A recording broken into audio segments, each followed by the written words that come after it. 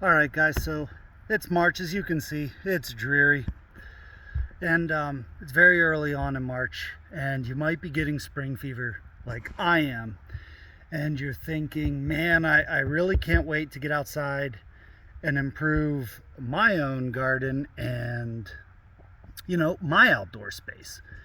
And here at Derek Outdoors, it's not just about survival and going out and hiking and exploring, but having your own personal outdoor space and your own outdoor experience. And one of the best ways that you can kind of curb that spring fever is looking at your local area and getting your onion sets in. And actually any of your bulb plants, especially here around the second week of March, is a perfect time if you live where I do in southwestern Pennsylvania. So when you're looking at your onion sets, and here I'll turn you around. So when you're looking at your onion sets, you can find these at any Lowe's, Home Depot, Walmart, Tractor Supply, Menards, Ace Hardware, anywhere that's pretty much going to carry your Bonnie plants.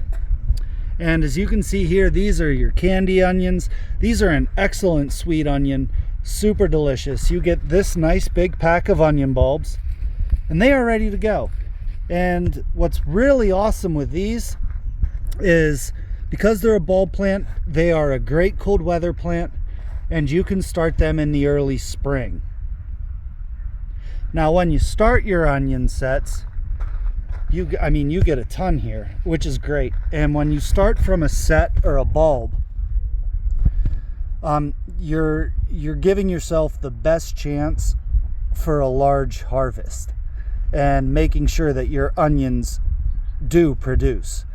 So when you get your onions, you're going to separate them out. Obviously you want to plant them in rows, like a typical garden. If you want to do furrows, that's fine. A furrow is where you mound and then you have a trench for irrigation. I'll go into furrows later on when we get deeper into the season, but you want to plant these guys at about 1 inch deep, just so the bulb's covered. Here, if we use this guy for an example, I would go 3 fingers. So right here at the top of this finger here, I want that to stick out. And then I'm going to cover these after they're all planted at about 6 inches is your safe bet.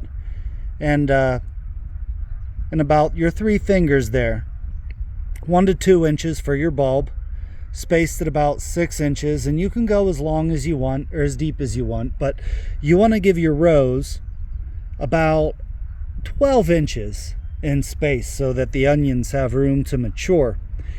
And these are excellent. Whenever they go in, what you want to do is whenever it's still a bit chilly, they do need a little bit of insulation.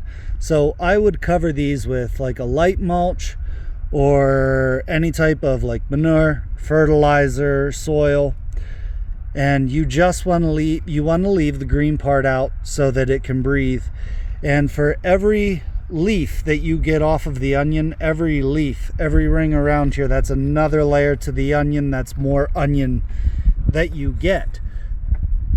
And onions, I love onions. They are a great way to supplement your garden, to make sure that you have excellent food, and great for flavoring. And you can freeze these after they're done producing. And it's just a great way to get out, start thinking about your garden.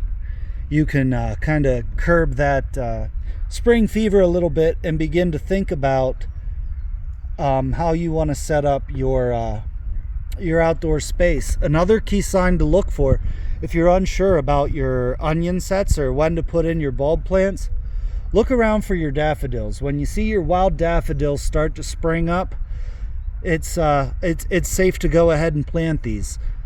Just like your leeks are another good example. So go out there, and start to really think about your garden, enjoy your outdoor area, get some of these excellent, beautiful onion sets. Again, we've been growing these since 1918. So we've been in the game long enough to make sure that you are getting a beautiful quality onion. And here I'll get, you can pause this and read it. I won't read it for you. But yeah, go out and start to enjoy your garden, guys, and you can begin to think about spring. And I'll be back with more vegetables, more gardening tips, and as the season progresses, how to further enjoy your outdoor space.